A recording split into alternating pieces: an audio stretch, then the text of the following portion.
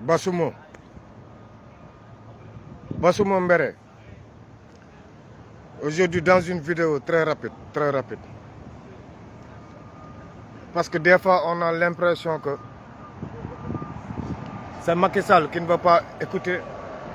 ou c'est sa famille, ou ses apôtres qui ne veulent pas écouter. D'abord, je commence par un cas très sérieux. Les gars au Tchad, avec le petit débit que la France a installé, là, il y a des génocides actuellement. Ils sont en train de tuer les opposants. Une seule journée, 26 morts. C'est très grave. Sénégalais, réfléchissez et réveillez-vous et il est temps de combattre. Avant que le syndrome tchadien n'atteigne le Sénégal à travers le général Moussa Fall. Savez-vous qu'au Nigeria, les Hausa sont très remontés contre le président Macky Sall au Nigeria. Tous les Hausa sont remontés. Tay fenen lay commencé débat bi ndax ils m'ont contacté. Côte d'Ivoire, ils me demandent papa, peuple de Dakar, qu'est-ce qu'ils font?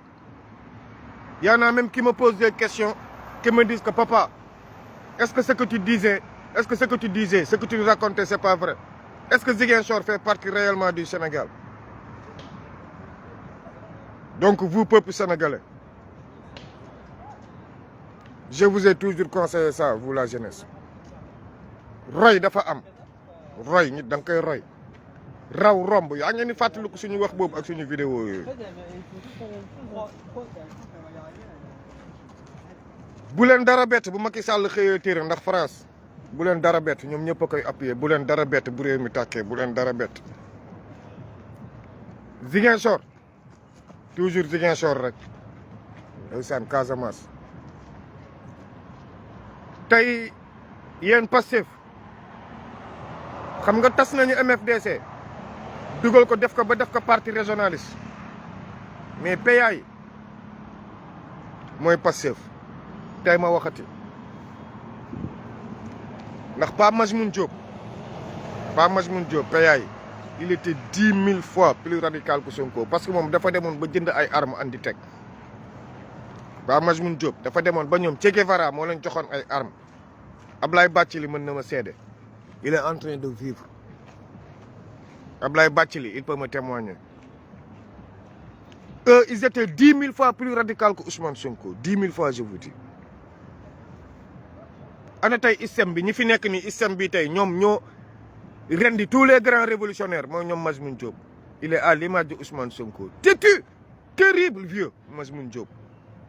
Sénégalais mu jéw ñu ko comprendre parce qu'il s'est renfermé sur lui-même parce que xam na ne les Sénégalais ne vont pas le comprendre. Mais yàgg na wax ni si l'heure de la révolution va sonner, si l'heure de la révolution sonnera, ça sera quelqu'un où personne, je dis personne, ni l'armée, ni la police, ni la gendarmerie ne feront rien qui va le décourager, rien du tout. Ça Majmoun Diop le disait toujours. Mais bés bu révolution tàkkee ki koy yilif kenn du ko mën a gàllankoor kenn ku dul yàlla suñu borom. ndax loolu Cheikh Anta Diop da leen ko waxoon ñoom tey histoire boobu tey moo ñëw ba buñ leen ne Casamance ne leen MFDC yéen ñëpp daw pourtant MFDC parti politique la comme Pastef parti politique la comme PS parti politique la comme PDS parti politique la nee naa leen ñoom 1947 la MFDC am MFDC am na avant indépendance Sénégal mouvement le MFDC xam nga lan le mouvement des forces démocratiques de la Casamance. MFDC nekkul ci ay affaire guerre non c'est pas MFDC c'est archi faux ce qu'on vous a révélé xam ngeen ñii di tàccu di fecc di foo xam ngeen ñii bu ñu leen ne 1983 dañu leen tiré ay balles ñu ne leen ñoom ñoo doon guerre ak militaires yi biir gouvernance c'est archi faux mais tey Sonko a révélé l'histoire 40 ans après vous la jeunesse vous êtes devant l'histoire moo tax léegi ñun dañuy ñemee wax suñu appartenance ñemee wax ban philosophie lañ duggee ci yenn yi ñeme wax ban philosophie lañ leen bëgg accompagner MFDC comment ñu ne MFDC dafay ñëw réclamer indépendance te MFDC ànd ak Léopold Sédar Senghor MFDP ak BDS ñoom ñoo gagné Lamine Gueye Senghor nekk président du Sénégal en 1960. Donc si on vous dit que ñooñu c'est des rebelles ils veulent la guerre ils font ça c'est archi faux. Madiambal Diagne day fen li mu wax démb yëpp ñun xam nañ lan moo lalu si suuf wax naa lañ ko ci vidéo bërki démb bi ne leen Moussa Fall lal na kàddu gi démb bi Sonko génnee dafa découragé mais démb dañu organiser waat beneen réunion man yëpp naa ko tey suba mais dama leen jéppi moment yi dama leen jéppi quoi dama leen jéppi sincèrement parce que en tant que des autorités de la République jiite ñun suñu Sénégal jiite suñu réew Amadou Sall mooy toog di joxe ay directives man daal je ne comprends plus man je ne comprends plus sincèrement je ne comprends plus comment des autorités ñun ñu mën leen fal yow ngay ministre de la République non man les ministres sax c'est des imbéciles c'est des politiciens c'est pas grave mais les autorités militaires les autorités de la gendarmerie les autorités de la police gars yi reculez tant qu'il est encore temps. Madiambal Diagne moo tracé deal bi yëpp man depuis départ maa leen koy wax Madiambal tracé deal bi reylu ñoom Fulbert Sambou pour ñu coller ko motif Sonko ça n'a pas passé waa MFDC lañ ko bëggoon jiiñ armée ne leen bu leen ñu dulloo mënu leen ko fekk doo leen mën a MFDC dañuy ñëw Dakar bu biir Jal Diop yéen nee naa leen boobu am na ay enquête approfondie yu am si mooru Fulbert Sambou di Didier loolu mooy taal armée nationale. kañ ngeen gëj a gis officier de l'armée dem ci troupe yi ñu naan leen officier yaa ngi ci biir troupe yi temps yi passé am na benn colonel bu booy naroon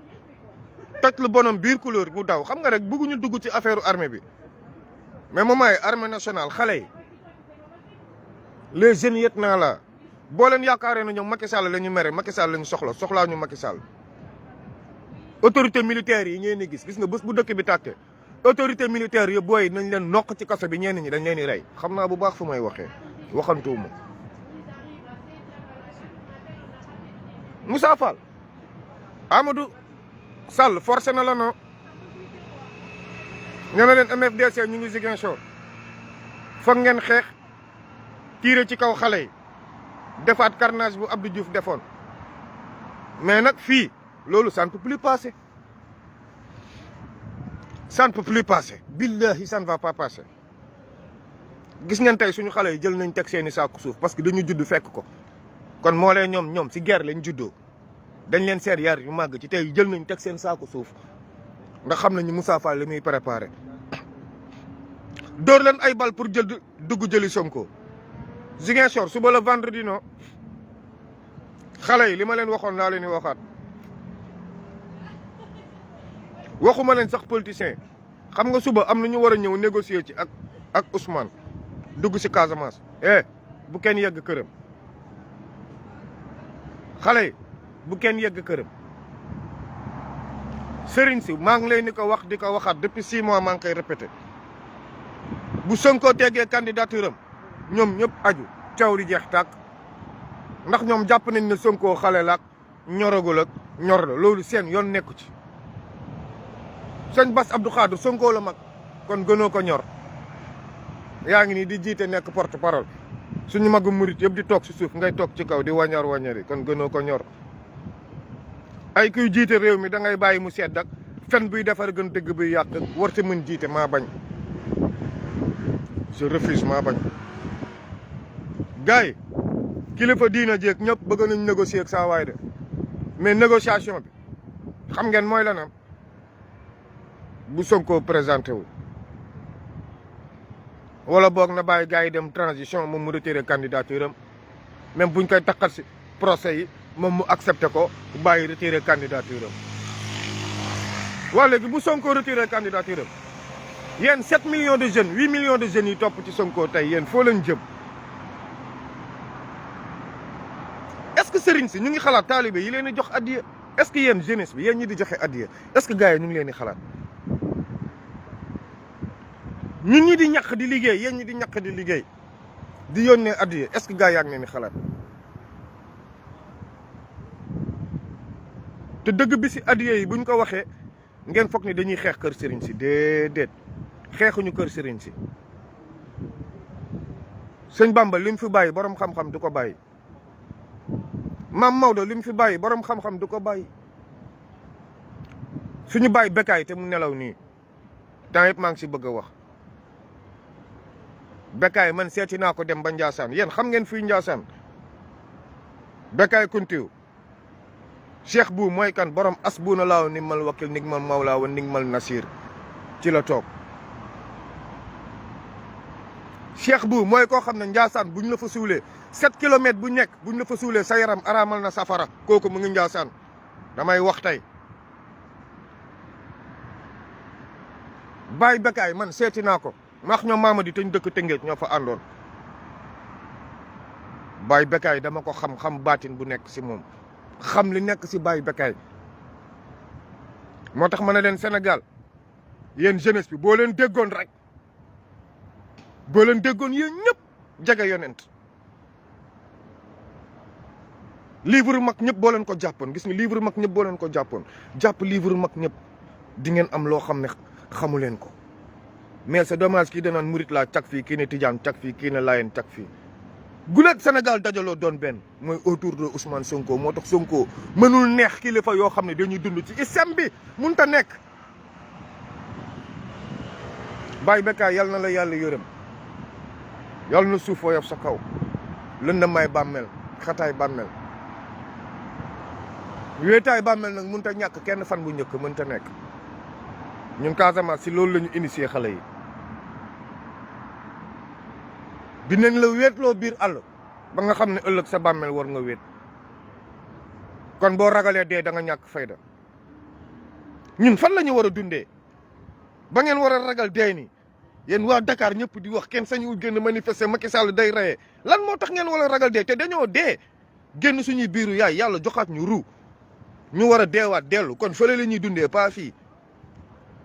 fii dañ fi ñëw pour mission ay opération lañ fi ñëwee ku nekk day matal sa opération chaque 100 ans ñu am benn opération seytaane gañu ñu firi aw na ak seytaane toujours man leen àdduna ñaar la peuple ñaar ñoo koy formé ñi bëgg a bon mooy ñi bëgg a dundee intérêt réew mi pas ñuy dundal réew mi ñuy dundee intérêt réew mi ñuy dundee ñaqu réew mi ñuy dundee deretu réew mi te duñu ñaq ñi bëgg a baax mooy ñoo xam ne dañu bëgg réew mi ñëpp tolloo bu ñu xëyee am lu ñu jox seen njaboot même bu dee 3000 francs par jour même bu dee 4500 francs par jour Sénégal war nañ toll foofu. ñi nekk sa nguur bu ñu leen bëgg a gëmloo ne seen réew amul dara yéen jeunesse bi ay fen la l'Afrique est pauvre c'est archi faux si l'Afrique était pauvre la France ne va pas s'appuyer sur l'Afrique pour se développer. La France n'a pas de diamant, ni de pétrole, ni d'or, ni de gaz. La France n'a absolument rien du tout. Pourquoi on vous traite de pauvres? Vous êtes tous pauvres. Ñun Casamance nag loolu la ñu gëm def ko suñuy jikko doom. gars yi fii ñuy ñibbi mooy dëgg moo tax ku fi nekk fii xeex dëgg da ngay wóolu sa bopp ku fi nekk fii di xeex dëgg da ngay wóolu sa bopp. tey toll nañ foo xam ne moment bi ku reculer ñàkk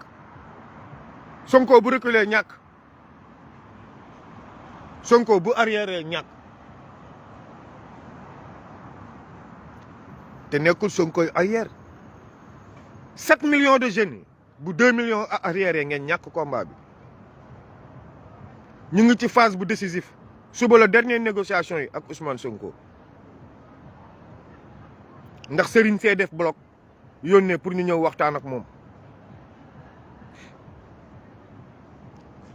yéen jeunesse bi yéen waa kër Ousmane Sonko bu leen ragal dara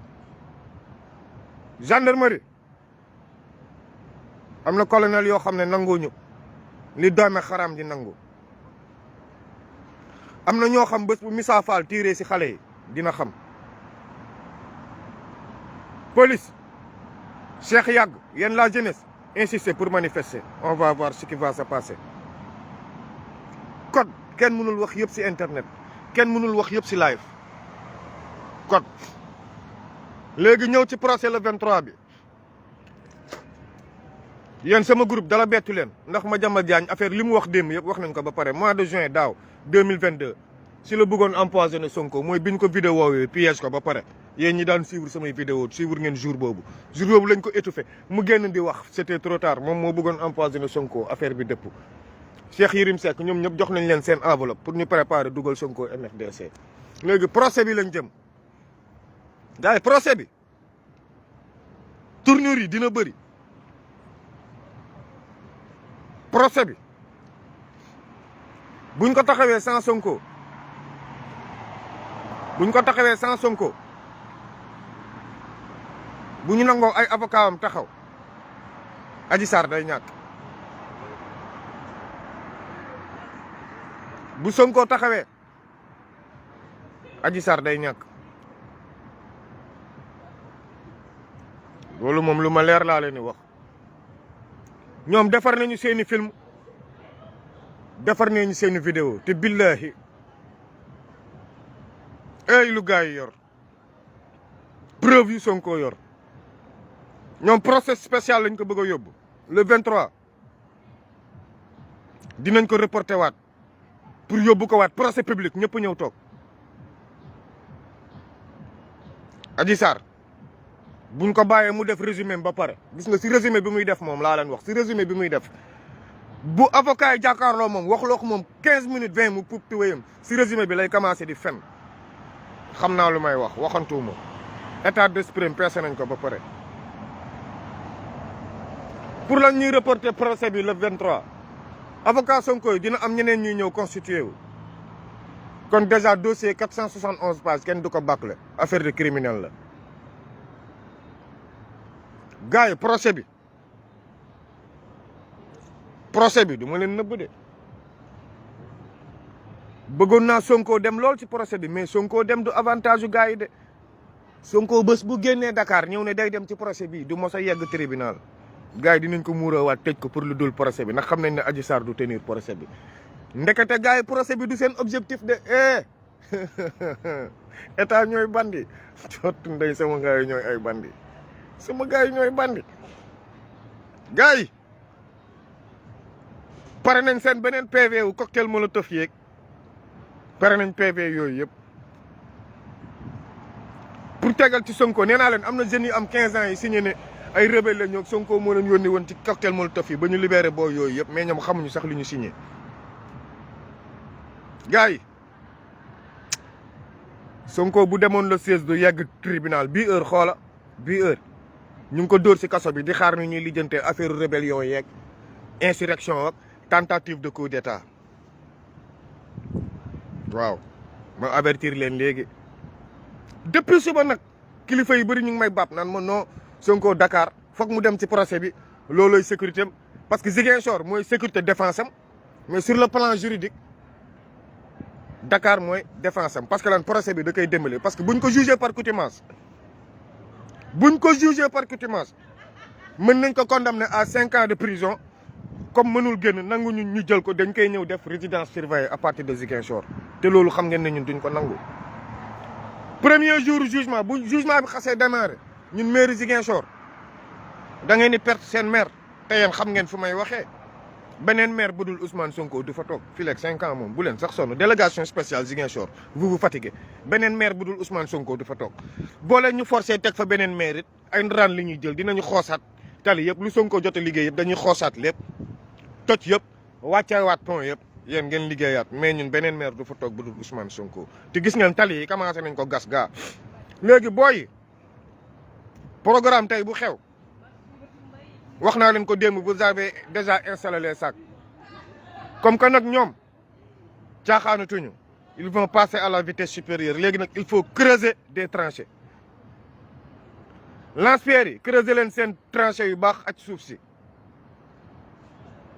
li wër secteur boobu yëpp creuser nous tout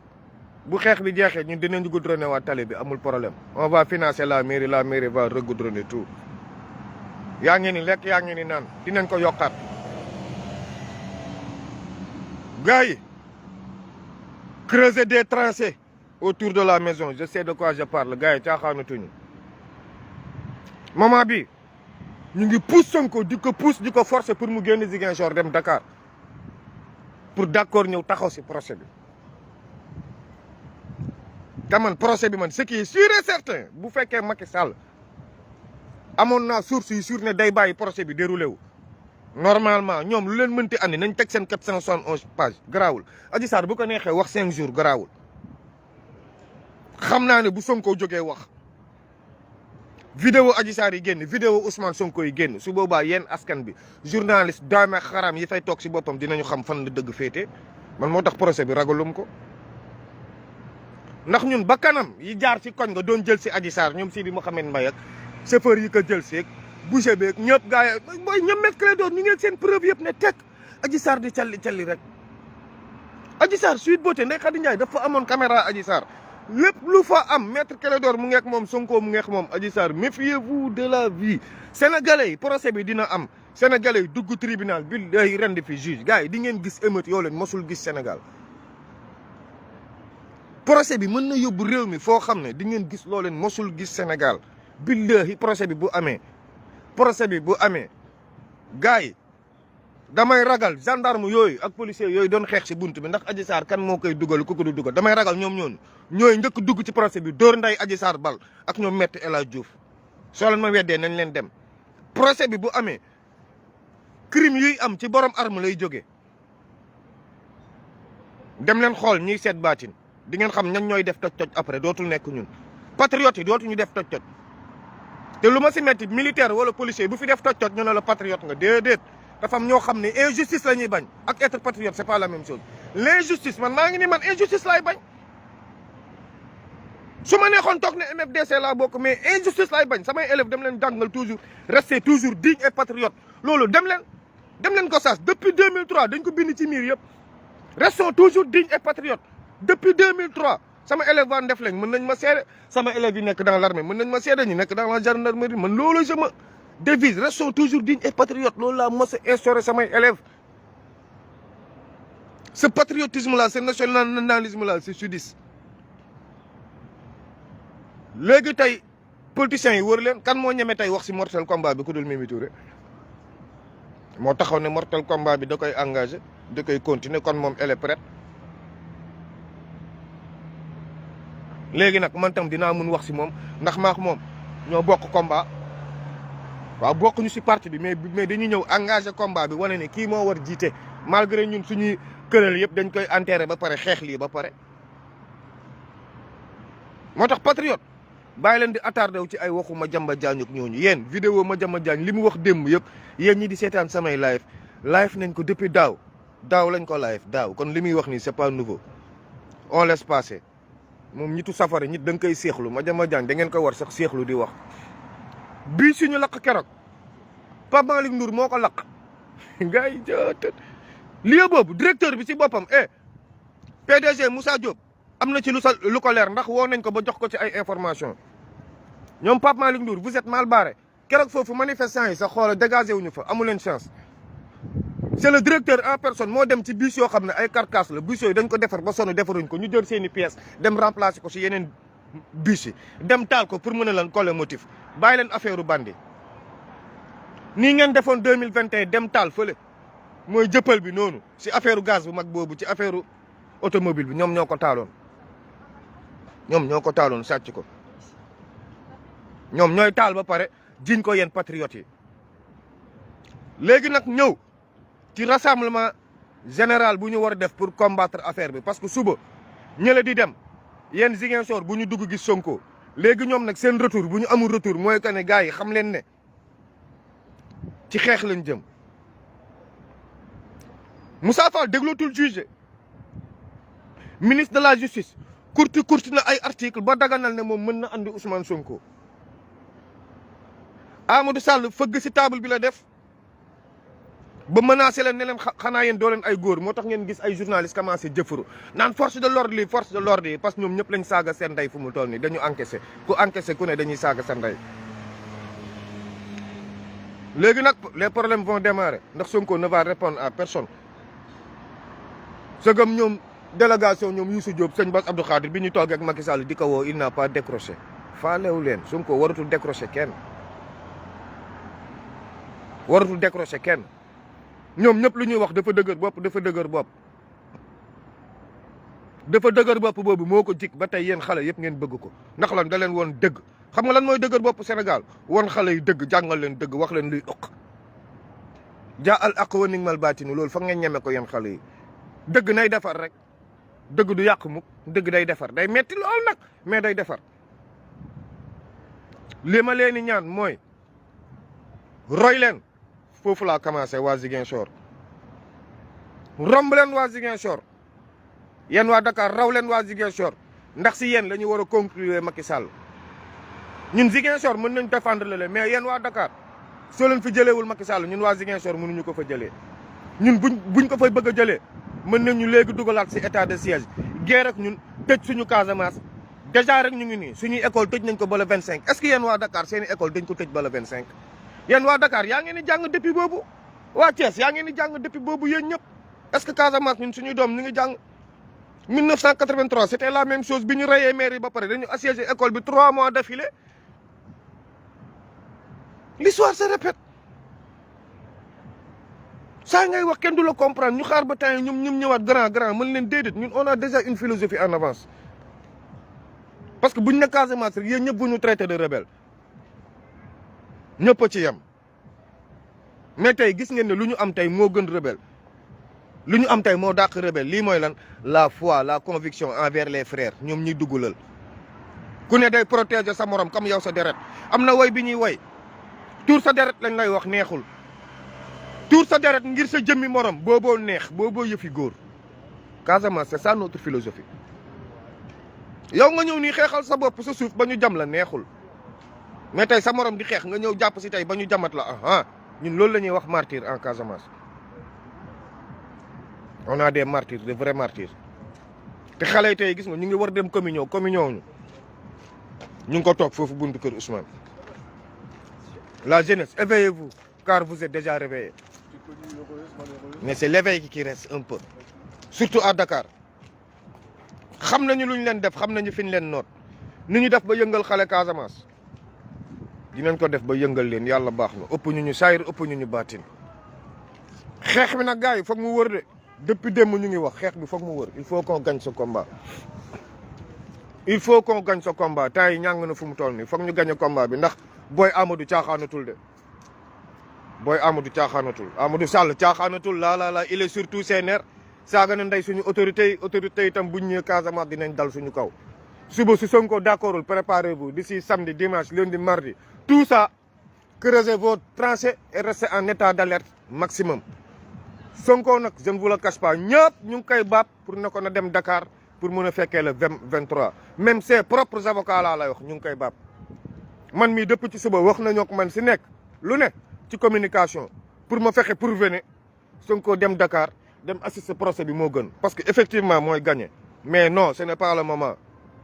nañ ko bàyyi moom mu jël décision boppam li dal xelam na ko def te li dal xelam nag xam nga mooy lan li dal xelu jeunesse bi xam nga lan moo ko dal uuf seen président Sonko muy diriger maireem ñu uuf ko muy def nemmeeku tuuram ñu uuf ko def ko candidat ñu uuf ko fal ko président yéen ñi di waxtaan ak man loolu laa leen mun a wax sincèrement man je suis la jeunesse ñun suñu affaire di jàmm yooyu nañ ko rafetal battre ko les institutions foog mu wuy institutions yi sama gars yi la jeunesse compte pour moi plus que les institutions parce que c'est la jeunesse là qui fait les institutions lu institutions yi rëy retraité yi bu ñu demee c'est cette jeunesse là qui fera ces institutions c'est le peuple qui fait les institutions donc yéen loolu naan ma ay institutions yi qu'est-ce que c'est que l'institution mais l'institution là est incarnée par des humains est incarnée par des élèves que nous-mêmes on a enseignés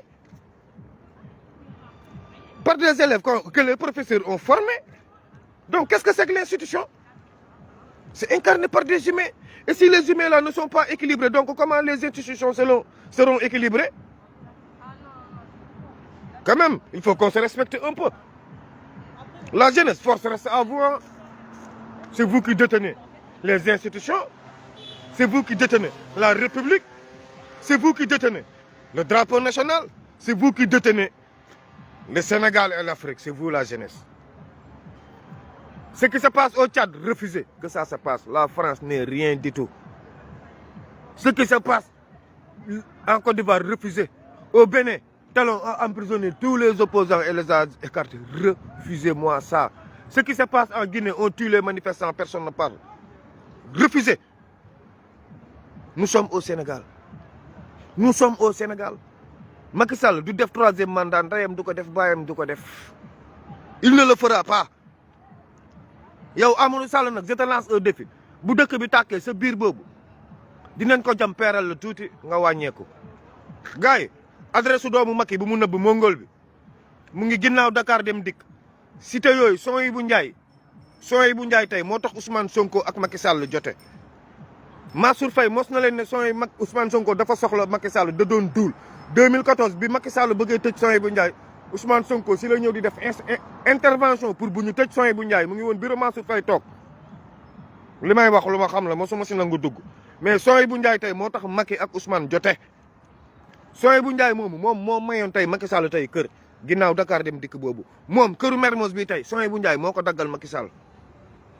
mais bi mu formé APR Amadou Ba ak Matar Cissé nekk ci biir gouvernement bi di sàcc xaalisu état bi di ko financé Sohibou Ndiaye dafa bañoon moo tax tey bi Macky Sall tey faloo moom la njëkk sacrifié dafa vengé wu looloo andi vengeance am Sohibou Ndiaye bi mu bëggee tëj Sohibou moom nag ci la Ousmane nag fépp dem jëm ko ñaan ndekk ba sonn Macky Sall bañ Ousmane tam ne ko ayo yaa koy tere neex Macky dàq ko rancune moo tax tey Macky Sall dàq su Sohibou Ndiaye rien d'autre. kon bu ñu leen naan ni li ñu leen di wax si Ousmane Sonko temps yii regardez bàyyi leen di déglu gars yi man yenn grand yi gis ngeen damay sax rusa léegi wax seen tur parce que man xam nga rek yaa di see gaalaa man du ma sax nekk di werante ci page yi comme démb Sonko feeñ na fu mu feeñee biir këram xanaa doomu ne day naaw moo tax bi ma jàmbal ne Sonko dafa nëbbatu suufu lalam ma ne ko waaw moom de buy katt jabaru jàmbur yi bu seen jëkkër yi ñëwee dafay nëbbatu seen suufu lal yi loolu lu ma leer laa ci am. benn waa kër ma jamal su waxee rek mu tudd nday tuuru jabaru jàmbur yi ku ci wax rek ma tudd mooy que ñëppay garder seen calme nee naa leen gaañ ngeen ma ba noppi yéen tam di ngeen tëj nday seen lamiñ man maay wax dootu leen wax personne ne va parler man maay wax dootu leen wax la jeunesse tenez debout maman yéen a tiital ñëpp Sonko kese mënul tiital kenn militaire yi kese mun ñu tiital kenn gendarmerie kese mun ñu tiital kenn F24 mënul tiital kenn Yewwi Askan Wi mënul tiital kenn c'est la jeunesse c'est le peuple les hommes les femmes vous qui avez compris te lu ma neex Casamance far ak ñàkk far ñëpp a génn pour soutenir notre maire c'est ça la résistance moment yi foog ngeen dépasser affaire parti yi affaire man PS la affaire man foog dépassons ça. Il faut lutter pour une bonne cause bu ñu lutter pour une bonne cause nag bu ñu paree ku nekk dem sa parti ku nekk teg sa programme ñu dem campagne gagné foofu la ñuy waxee gars yi moment bi foofu ngeen war toll yéen les jeunes sénégalais s'il vous plaît ngir yàlla li laay war a suuli yéen xale Sénégal xoola sama benn tànk su suuf loolu laa leen di ñaan yéen ñëpp moment yi foog ngeen def bloc génnee seen affaire parti yi faites un bloc yéen F24 les jeunes bàyyi leen fa mag yi bàyyi leen leaders yi faites un bloc. yéen Yewwi Askan Wi ñu bokk fépp yéen les soi-disant neutres là bu dee di am yéenay gën dee donc faites un bloc s'il vous plaît vous la jeunesse. Faites un bloc et luttez pour une bonne cause cette bonne cause là c'est le changement du système bés bu système bi demee di ngeen gis na yéen seen njëriñ la bés bu système bi changé yéen seeni avantage lay nekk yéen xale yi bés bu système bi changé yéen ku ci am 18 ans di nga mën a am job bés bu système bi changé ku ci am 22 ans yéen ñii di dawal saret nii di nga mun tey jël tey sa fas boobu tey investir ci dem tool ñu récupérer waat seen suuf yëpp di ngeen xam ne suuf li muy jur dara mënu ko jur ci àdduna dara mënu la ko jox ci àdduna dara di sigil ndigaale ndeysaan waa Ngor mooy Fatoumata Pël Fuuta boobu xoola Pël Fuuta la de yaayam sax déggul wolof ay gendarme dàqee jigéen xale bu jigéen bu am 15 ans ba jàpp ko ba jamate ko foog ne vous êtes des hommes sànq dama seetaan dëj bi en live mais ça m'a trop découragé moo tax yéen boo leen jàppee policier gendarme yi di leen yërëm vous me posez des problèmes vous la jeunesse vous avez trop de sentiments te ñun Ziguinchor maman yi on a dépassé la bataille on a dépassé le combat nous sommes en état de guerre ñun maman yi nous sommes en état de guerre la jeunesse est en état de guerre gis nga lance-pierre yooyu moo gën a garaaw seen kalachnikov yi lance-pierre yooyu moo gën a garaaw yëpp te nervi bu fa dugg nag Ablaye Diouf pare na de borom yamb yi laay félicitation Laye Diouf waaw bërki démb waxoon nga ma ko mais booy merci beaucoup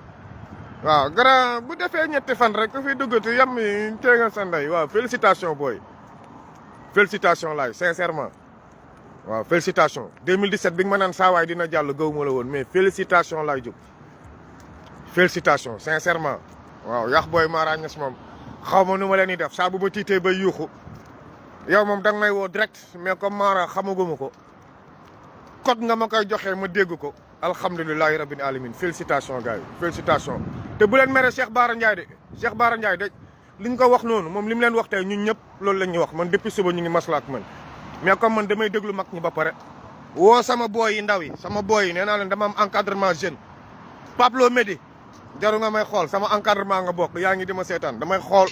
wax ak booy yi ay ñoom waaw wax ak sama yenn booy yi ñoom ñoo ma naan grand non ñun lii mooy suñu idée bu mag ñi lii nekkee seen idée lii boo tax man tam su ma ñëwee su may def live damay tranché ma ne leen lii lañ ñu wax mais lii mooy idéologie booy yi te man si booy yi laa far bii pas la jeunesse je vous soutiens à 100% man loo leen bëgg laa bëgg boo leen ni Sonko du dem